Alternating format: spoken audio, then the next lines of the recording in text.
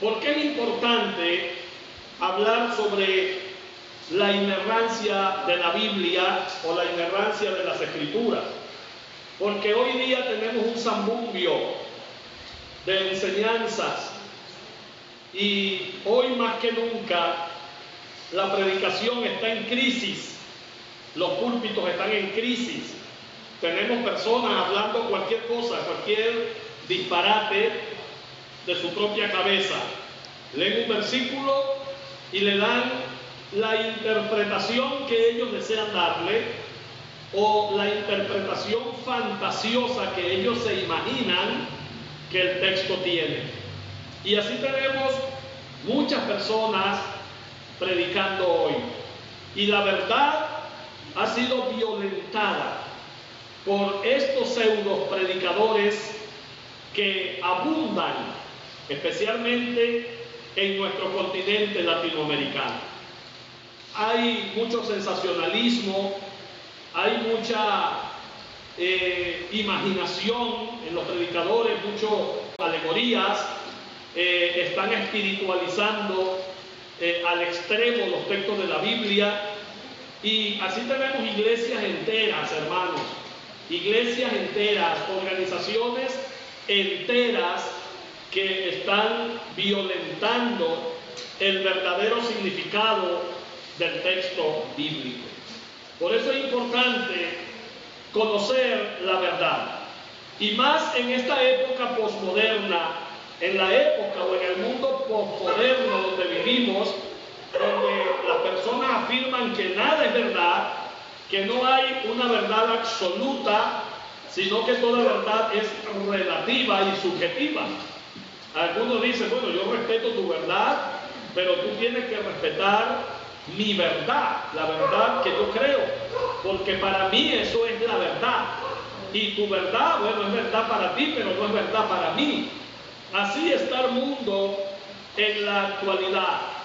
Y mucho más, hermanos, que hay personas que están acostumbrados a ser engañados, específicamente engañados con falsas predicaciones, y hay otro grupo de personas que incluso enseñan que la Biblia tiene errores. De hecho, yo estuve una vez conversando con una persona en Puerto Ayacucho, una señora, y ella me decía, yo no creo en la Biblia porque esa Biblia la hicieron seres humanos, igual que yo, llenos de errores y defectos. Yo creo que ella también está llena de errores y defectos. Hay personas que creen eso en la actualidad. Por supuesto, nada más lejos de la verdad. La palabra de Dios, hermano, es la verdad de Dios para nosotros.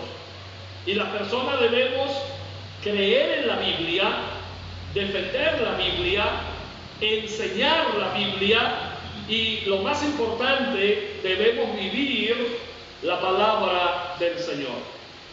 Ahora, la doctrina de la inerrancia bíblica es extremadamente importante, porque la verdad sí importa.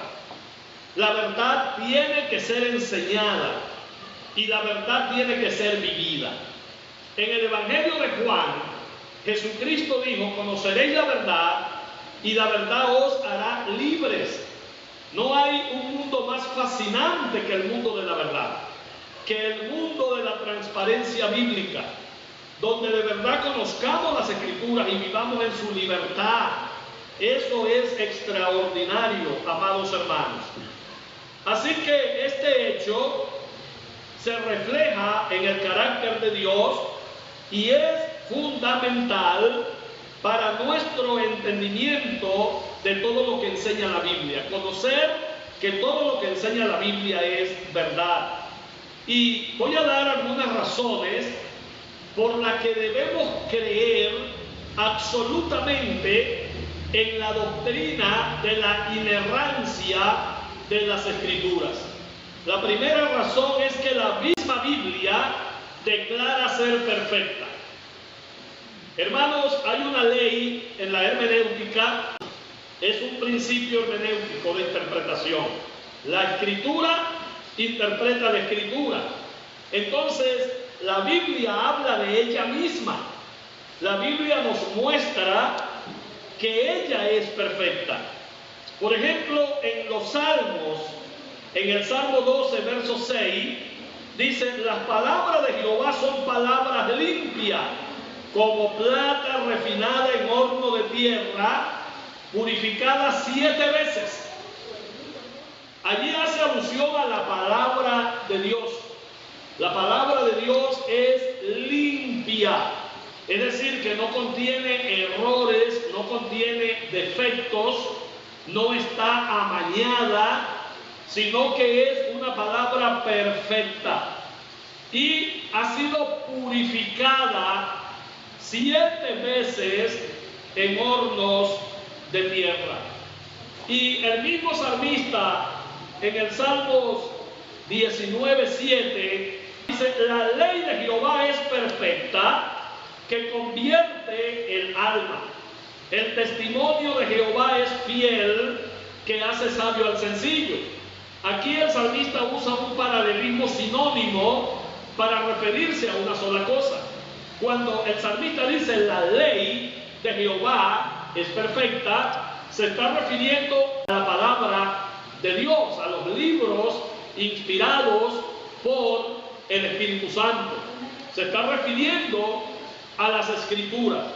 Y dice la ley de Jehová. La palabra ley de Jehová hace alusión a las Sagradas Escrituras. Luego usa el paralelismo diciendo el testimonio de Jehová. Se está refiriendo a lo mismo, a la palabra del Señor. Y dice: el testimonio de Jehová es fiel, que hace sabio al sencillo. La Biblia tiene un poder extraordinario, amados hermanos, que le da sabiduría al que la estudia y al que la practica. Hace a los hombres sabios la palabra del Señor. Y en Proverbios 35 dice: toda palabra de Dios es limpia. Entonces, hermanos, estas afirmaciones de pureza y perfección acerca de la palabra de Dios son absolutas. Allí no hay medias tintas. La palabra misma está dando testimonio de su pureza, de su procedencia. Ella viene de Dios.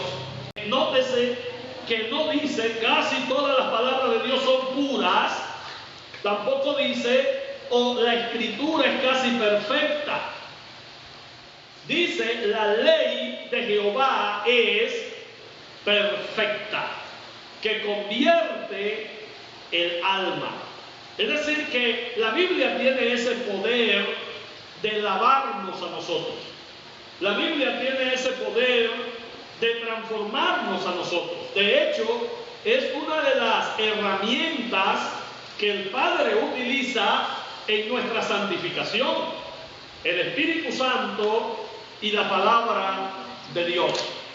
Pero para que esta palabra perfecta de Dios pueda convertir el alma, es una obra regeneradora del Padre a través del Espíritu Santo.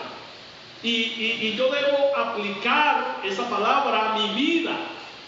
Y eso va a ir lavando mi alma, mi espíritu, mis prácticas, y va a ir regenerándome en Cristo, va a ir transformándome, como dice el apóstol Pablo en 1 Corintios, de gloria en gloria, como por el Espíritu del Señor. La Biblia argumenta una completa perfección, hermanos, sin dar lugar a teorías o de perfecciones parciales. Claramente dice: la ley de Jehová es perfecta, que convierte el alma. El testimonio de Jehová es fiel, que hace sabio al sencillo. Entonces, esa es la primera declaración que hace la Biblia de sí misma. La Biblia se sostiene o cae como un todo. Si se descubriera que un periódico importante rutinariamente contuviera ciertos errores, ese periódico sería rápidamente desacreditado. Así sería este periódico. No habría diferencia alguna en decir todos los errores fueron confirmados en la página 3, por ejemplo. Para que un periódico pueda ser confiable en todas sus acciones, debe ser verídico en todo su contenido. Debe hablar la verdad. Los periodistas, los columnistas, las personas que hacen los artículos, tienen que hacer una exhaustiva investigación para llevar a cabo la verdad, enseñar o decirle a la gente la verdad a través del periódico. De la misma manera, hermanos, si la Biblia fuera inexacta cuando habla de geología, ¿por qué se confiaría en su teología? ¿La Biblia es un documento confiable o no lo es? Tenemos en la Biblia lugares que han sido corroborados por la arqueología, que han sido corroborados por los investigadores. La mayoría de las ciudades veterotestamentarias han sido comprobadas a la luz de la arqueología, de la investigación. De hecho, han conseguido hasta materiales de esas épocas. A través de la prueba del carbono 14, han descubierto hasta utensilios de esas épocas, de los tiempos bíblicos. La Biblia es fidedigna, aunque muchas personas han querido negar su veracidad, no han podido hacerlo. Además de los elementos proféticos que han venido cumpliéndose a lo largo de la historia de la humanidad, no hay una palabra más fiable en este mundo que la palabra del Señor. Así que la Biblia no ha caído, no ha podido caer ni caerá, porque es la palabra fiel de nuestro Dios. En tercer lugar, la Biblia es un reflejo de su autor.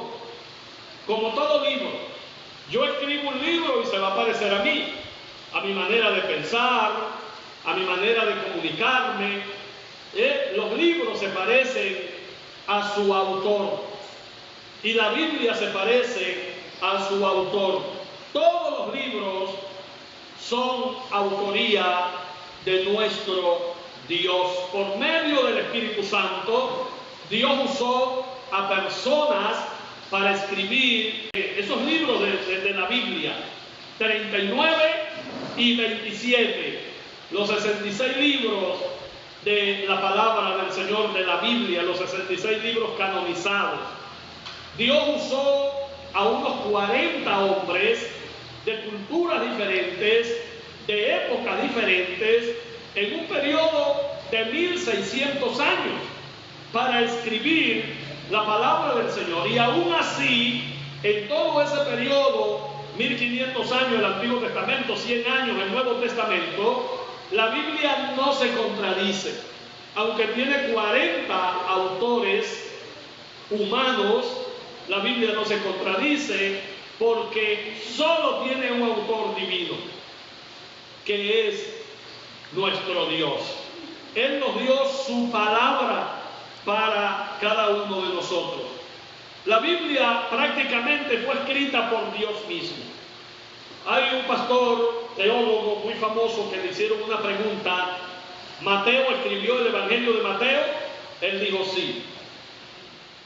¿Dios escribió el Evangelio de Mateo? También. ¿Cómo es eso?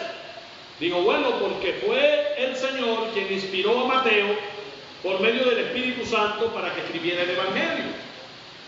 Dios usó su mente, Dios usó su personalidad, Dios usó su manera de comunicarse, pero le dio las palabras a Mateo usando su mismo contexto histórico, su misma personalidad para comunicar el Evangelio a los judíos y a nosotros también. Es Dios. Yo ahorita estoy predicando, está predicando Miguel Belisario, pero es Dios que nos está hablando por medio de su palabra, usando mi estilo, usando mi personalidad, usando mis talentos, ministerios que Él me dio para comunicarse con ustedes. Es Dios. Entonces, cada vez que nosotros hablamos fielmente la palabra de Dios, estamos profetizando. Del verbo profeteía, que habla de comunicar la palabra del Señor. Esto es verdadera profecía. Escuchar con fidelidad la palabra de nuestro Dios. Entonces la Biblia fue escrita por Dios mismo al obrar a través de los autores humanos mediante un proceso que se llama inspiración. Segunda de Timoteo capítulo 3, versículo 16 lo afirma categóricamente. Allí dice: toda la escritura es inspirada por Dios. Y una de las palabras de teneustos, que es la palabra griega para inspiración, es que fue exhalada por Dios. Toda la escritura fue exhalada por Dios, viene de lo más profundo de sus entrañas. De allí viene la palabra de Dios. Por eso es que la palabra de Dios es como Dios, infinita. Se parece a su autor en infinidad, porque es la palabra inspirada por el Señor. También podemos ver, segunda de Pedro capítulo 1, versículo 21, donde el apóstol Pedro hace esta afirmación bajo la inspiración del Espíritu. Dice: porque nunca la profecía fue traída por voluntad humana, sino que los santos hombres de Dios hablaron siendo inspirados por el Espíritu Santo. No fue que Mateo, Juan, Marcos, Lucas, Pablo, Pedro, Jacobo estaban aburridos un día y voy a escribir un libro aquí y voy a decir que es de parte de Dios. No es así. Dios los usó, Dios los tomó, Dios usó sus capacidades y los hizo escribir estos libros. El único libro de la Biblia que fue dado a Juan para que nos lo transmitiera a nosotros fue Apocalipsis, que fue enviado por Jesucristo a través de un ángel. Pero todos los demás libros fueron inspirados por el Espíritu Santo de una manera directa. El Señor usó a estos hombres para que trajeran la palabra. Dice: porque nunca la profecía fue traída por voluntad humana. No fue disposición de los hombres, sino de Dios. Sino que los santos hombres de Dios hablaron siendo inspirados por el Espíritu Santo. Creemos, amados hermanos, que Dios, quien creó el universo, es capaz de escribir un libro. De hecho, hay partes de la Biblia donde Dios no usó a nadie, sino que Él directamente escribió. Por ejemplo, los 10 mandamientos dice que fueron escritos por el dedo de Dios en tablas de piedra. Dios obró para darle los 10 mandamientos a Moisés. Y que el Dios que es perfecto, por supuesto, es capaz de escribir un libro perfecto. El punto no es solo, ¿tiene la Biblia un error? Ese no es el punto, sino, ¿puede Dios cometer un error? Nosotros sabemos que Dios no puede cometer un error porque Él es perfecto. Y ya hemos dicho lo que dice el salmista en los Salmos: la ley de Jehová es perfecta. Así como Dios es perfecto, la ley de Jehová también lo es, su palabra también lo es. Así que si la Biblia contiene verdaderos errores, entonces Dios no es omnisciente y es capaz Él mismo de cometer errores, porque es su palabra que ha sido exhalada por Él. Si la Biblia contiene información errónea, entonces Dios no es veraz, sino un mentiroso. Si la Biblia contiene contradicciones, entonces Dios es el autor de la confusión. En otras palabras, si la Biblia o si la inerrancia bíblica no es verdad, entonces Dios tampoco es verdad. Así que cuando ponemos en tela de juicio su palabra, estamos poniendo en tela de juicio a su autor, que es Dios. No solamente estamos diciendo, bueno, yo creo en algunas cosas de la Biblia, en otras no. De hecho, hay un grupo de estudiosos o eruditos que son conocidos como teólogos liberales, que ellos hablan de el episodio de David y Goliat como una leyenda hebrea, y hablan incluso de algunas leyendas en el Nuevo Testamento, y niegan en sí la veracidad de algunos fragmentos de la Biblia y creen en otros fragmentos de la Biblia. Entonces ellos no creen en la inerrancia de las Escrituras, en la inspiración verbal y plenaria de la palabra de Dios, sino que toman para ellos lo que les conviene. Y no es así, hermano, porque así como Dios es perfecto, su palabra también es perfecta. ¿Que las traducciones contienen errores? Sí. Las traducciones tienen variantes una de la otra, eso sí, pero la Biblia no contiene errores. Por eso es que debemos conocerla, estudiarla profundamente y poder explicarla. Por ejemplo, ahorita que estoy predicando en Apocalipsis, hemos conseguido ya algunas variantes, que el Textus Receptus, que es el cuerpo de manuscritos, de donde se tradujo la versión Reina Valera 1960 y toda la Reina Valera, de donde se tradujo, habla de lavar nuestros pecados cuando es libertó, o habla, por ejemplo, de lo que vimos el domingo pasado, una variante que vimos sobre reyes y sacerdotes, que muchas personas creen que el Señor nos hizo reyes y sacerdotes para Dios. No, habla de reino, es un reino de sacerdotes donde el rey es Cristo, y nosotros vamos a gobernar con Él, pero Cristo como cabeza, Cristo como rey. Y cositas así por el estilo, pero que no ponen en juicio las doctrinas fundamentales de la palabra del Señor. Pero ya eso es una cuestión de traducción, que la traducción la hacemos los hombres, no la hace Dios. Sin embargo, Dios preserva su palabra, su doctrina, a través de las diferentes traducciones. El punto número 4 en este tiempo es: la Biblia nos juzga, no a viceversa. Nosotros no tenemos moral para juzgar la palabra de Dios. No tenemos la capacidad para hacerlo. En cambio, la Biblia sí nos juzga. Y de hecho, Dios juzgará al mundo por medio de su palabra. El mundo será juzgado por la palabra. Nuestras recompensas en el tribunal de Cristo van a depender de nuestra obediencia a la palabra del Señor. Y tanto así que el que se llame cristiano y no se somete a la Biblia no es nada, no es cristiano nada. Es un falso creyente, porque los verdaderos creyentes se someten a las enseñanzas de las Escrituras. Y tanto así que la voluntad de Dios está descrita es en su palabra. Y el Señor mismo dijo que en aquel día muchos le dirán: en tu nombre echamos fuera demonios, hicimos milagros, profetizamos, hicimos esto y aquello. Y Él le va a decir: yo nunca los conocí a ustedes. Y el punto de ese desconocimiento es que nunca hicieron la voluntad del Señor. Es por la palabra que nosotros seremos juzgados un día.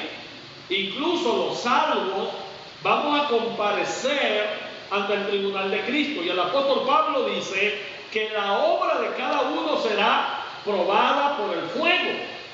Y la obra que resista el fuego es la que va a recibir recompensa. La que no resista el fuego no va a recibir recompensa. Y el elemento allí es la palabra del Señor.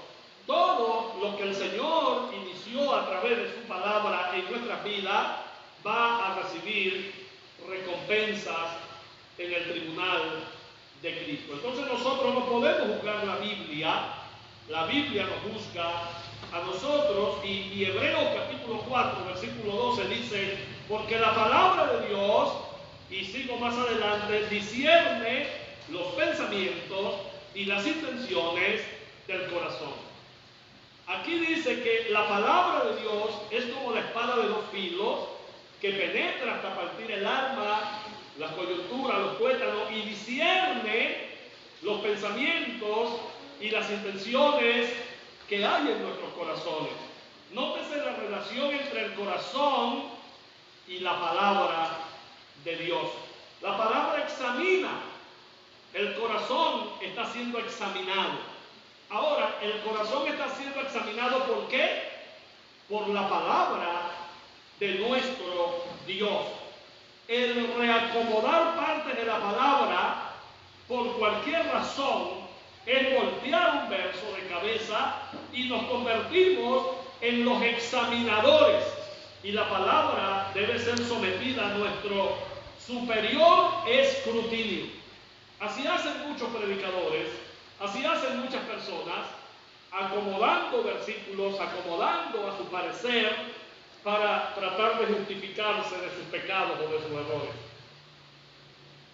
Hermano, cuando nosotros llegamos a la Biblia, debemos permitir que la Biblia nos hable. Y como siempre les he dicho, cada texto de la Biblia tiene un único significado. No tiene dos, no tiene tres, no tiene cuatro. Tiene un solo significado. Y ese único significado, yo debo acatarlo, aunque me corte el alma. Yo debo aceptarlo.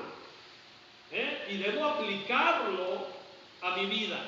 Ese único significado puede tener varias aplicaciones, varias implicaciones, pero yo no puedo distorsionar el significado del texto para tratar de justificarme, porque eso es lo que ha venido sucediendo en el mundo, que la gente le está diciendo a Dios, tú hiciste las cosas mal. O sea, este texto no dice esto, este texto debería de decir esto. Y entonces hacemos esto. Y eso es lo que está haciendo mucha gente en el mundo. Muchos predicadores, incluso muchos pastores, que distorsionan la palabra para tratar de conseguir ganancias o dividendos usando las escrituras.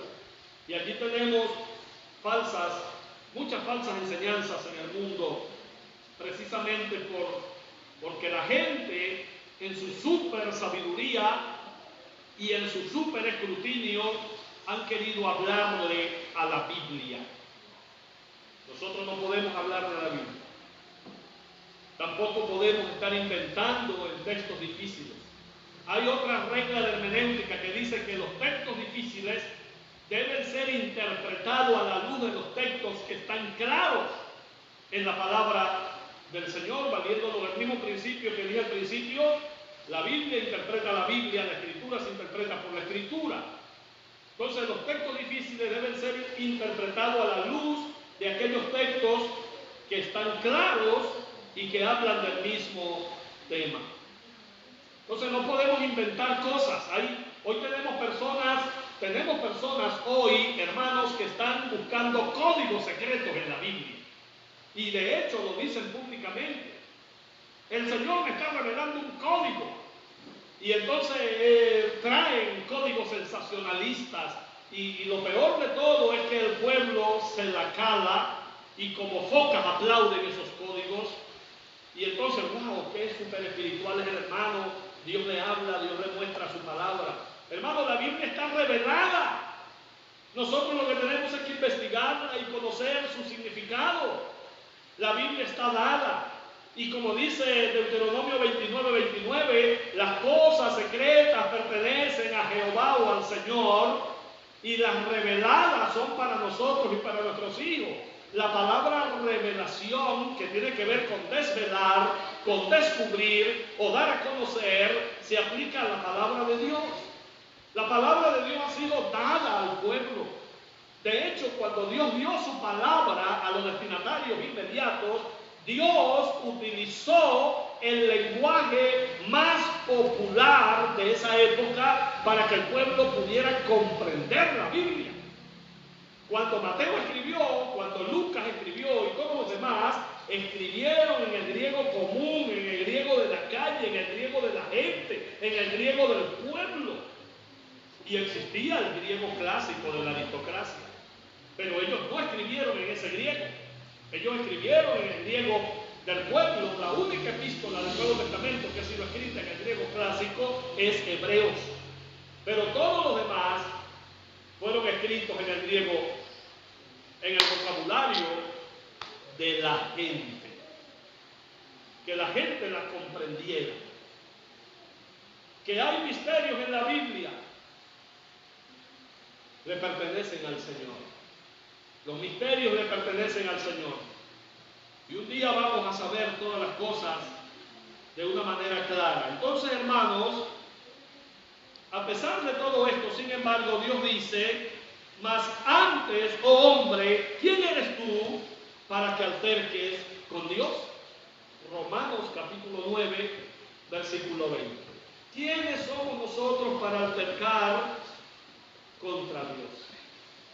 Nosotros solamente tenemos que agachar, como decimos coloquialmente aquí en Venezuela, ya que creo que están transmitiendo en vivo y hay otros países, quizás personas de otros países que nos están escuchando.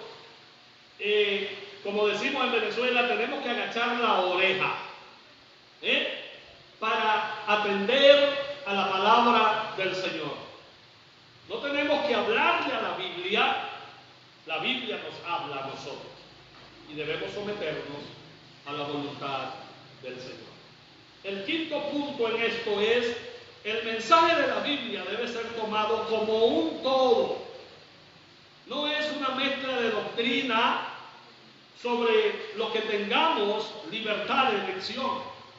A mucha gente le agradan los versículos que dicen que Dios los ama, pero les disgustan los que dicen que Dios juzgará a los pecadores.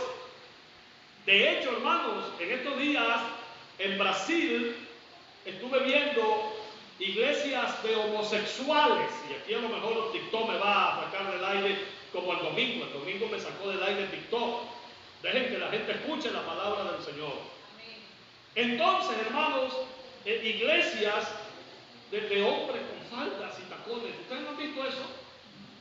Cantando y predicando, y todos sus sermones basados en el amor, pero no hablan del pecado.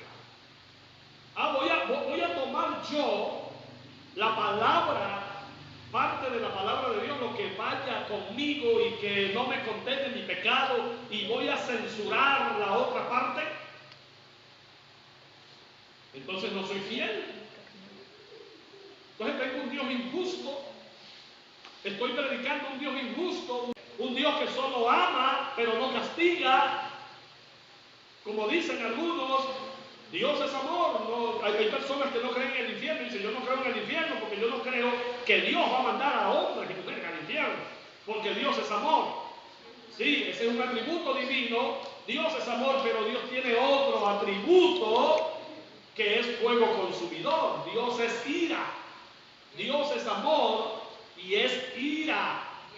Entonces, y es justo. Entonces, ¿cómo podemos armonizar una cosa con la otra? ¿Vamos a inclinarnos solamente por un atributo de Dios y vamos a olvidar los otros? No podemos olvidar los otros atributos.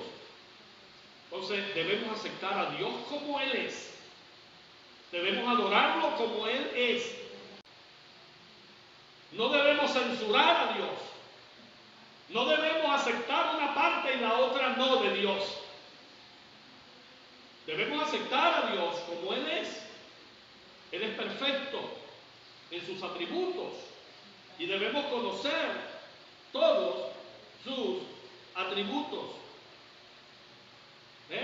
No solamente aceptar una parte de la Biblia y la otra no, pero simplemente no podemos entresacar y elegir lo que nos guste acerca de la Biblia y entonces desechar el resto de enseñanzas que también son inspiradas. Si la Biblia está equivocada respecto al infierno, por ejemplo, entonces, ¿quién dice que es verdadera al hablar sobre el cielo?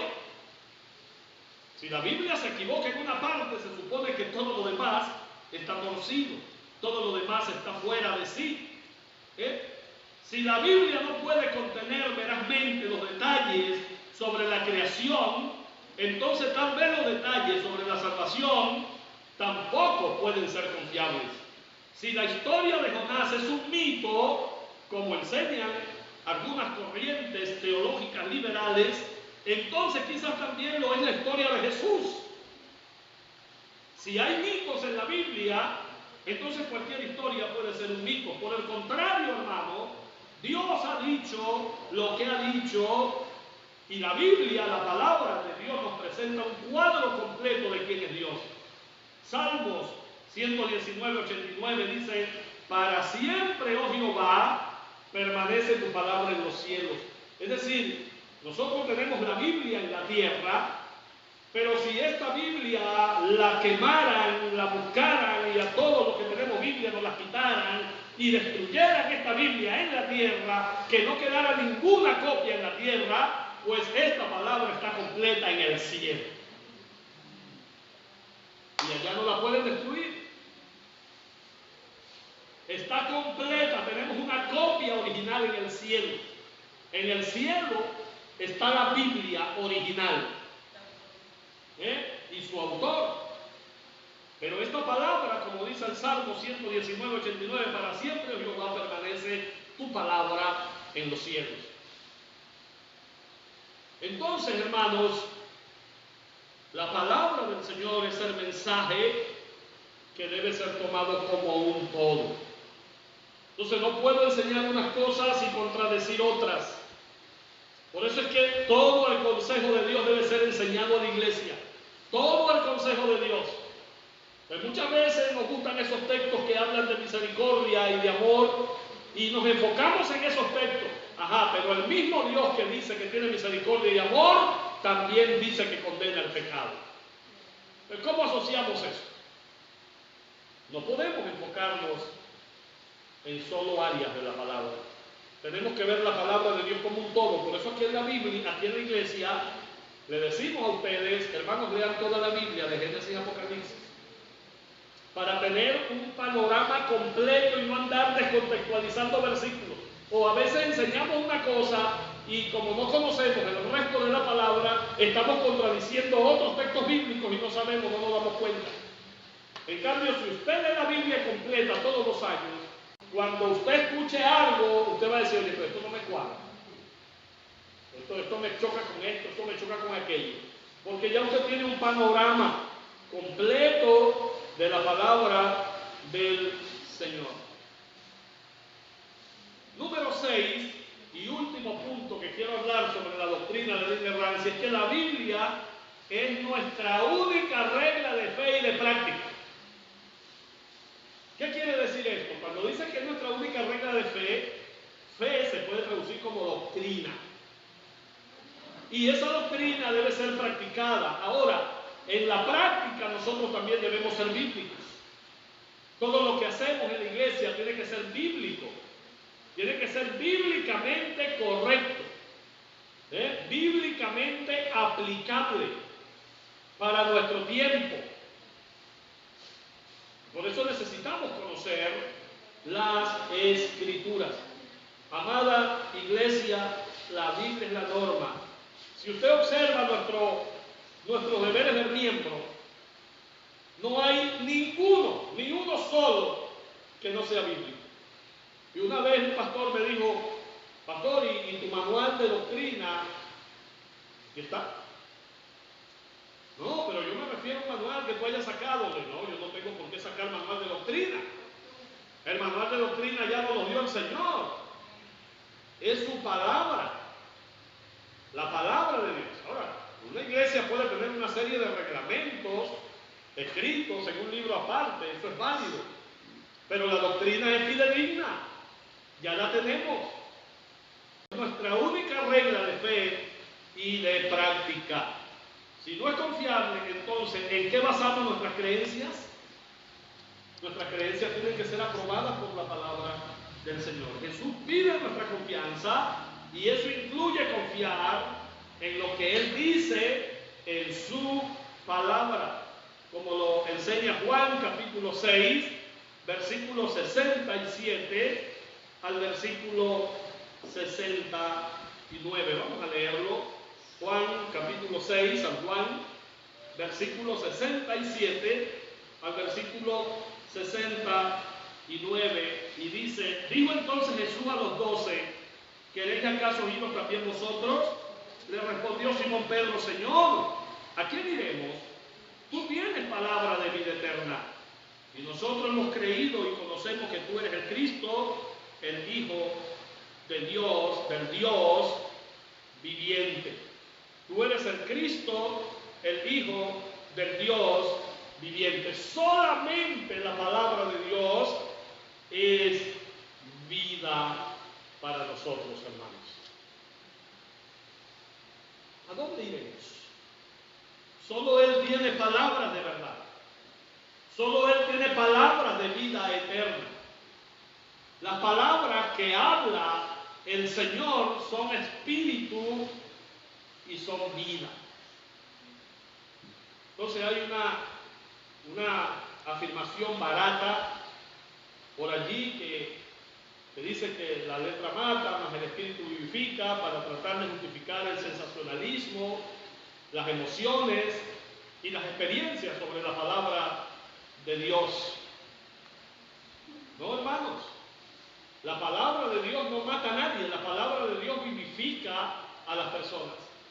Usted debe leerla, usted debe estudiarla y usted debe practicarla. Si usted no lo hace, nunca será transformado. Y si usted no recibe la enseñanza sana de las Escrituras, nunca será transformado. Nunca. Porque la palabra de Dios no puede quedar por fuera en nuestro proceso de santificación. Es por la palabra de Dios que somos renacidos. Como dice el apóstol Pedro en Primera de Pedro capítulo 1, 23 y capítulo 2 en adelante. Es solo a través de la palabra de Dios que somos renacidos, y es por la palabra de Dios que nosotros crecemos en el Evangelio. Dice: siendo renacidos no de simiente corruptible, sino de incorruptible, por la palabra de Dios que vive y permanece para siempre. Luego dice: porque toda carne es como hierba, y toda la gloria del hombre como flor de la hierba se seca y la flor se cae, mas la palabra del Señor permanece para siempre. Y esta es la palabra que por el Evangelio os ha sido anunciada. Y me encanta el versículo 2 y el 3 que dice: desea como niños recién nacidos la leche espiritual no adulterada, para que por ella crezcáis para salvación, si es que habéis gustado la benignidad del Señor. La palabra de Dios, hermano, por ella somos renacidos. Por eso es importante que una iglesia enseñe la Biblia. Si una iglesia no enseña la Biblia, lo que va a sacar es un montón de creyentes con una cabeza llena de cucaracha, de chiripa y una barriga llena de parásitos espirituales. Y por eso es que estamos viendo tantos evangélicos que están más dañados que una leche pinche, más torcidos que un gancho de guindar ropa. ¿Por qué? Porque han tenido una enseñanza torcida. Y las enseñanzas torcidas van a sacar cristianos torcidos. Las malas enseñanzas van a traer malos evangélicos. Hermanos, tenemos muchos cristianos que no van a llegar ni al cielo de su boca cuando aparezca el Señor. Personas que profesan santidad, pero con sus hechos niegan el evangelio. Muchas personas, por culpa de pastores irresponsables y de maestros irresponsables, una cuerda de flojos que no les gusta estudiar la Biblia para poder enseñar la palabra como lo dice la misma palabra de Dios. Tenemos muchos predicadores irresponsables, muchas personas, y es verdad, en Latinoamérica hay mucho desconocimiento de la palabra del Señor, porque la gente se ha dado más a las emociones que al estudio de la Biblia. Hay gente tan ignorantes que cuando van a predicar, abren la Biblia en cualquier parte y dicen: Señor, revélame tu palabra, y abren la Biblia en cualquier parte y leen allí y dicen las cosas, locuras que se les atraviesa en la cabeza. Esa es la gran verdad, hermano, de muchos grupos evangélicos en la actualidad. Eso es la gran verdad.